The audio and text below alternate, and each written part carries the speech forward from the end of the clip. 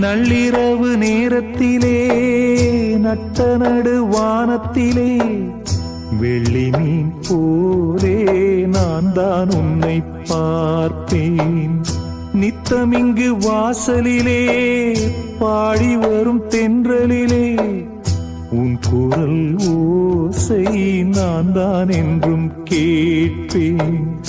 அண்ணன் தங்கை உறவு இப்பிறப்பில் தொடக்கம், இன்னும் இது தொடர்ந்து எப்பிறப்பும் இருக்கும்.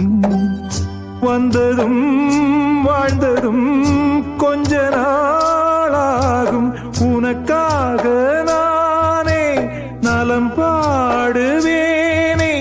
தேவன் உந்தன் துணை வரத்தானே. Download ShareChat.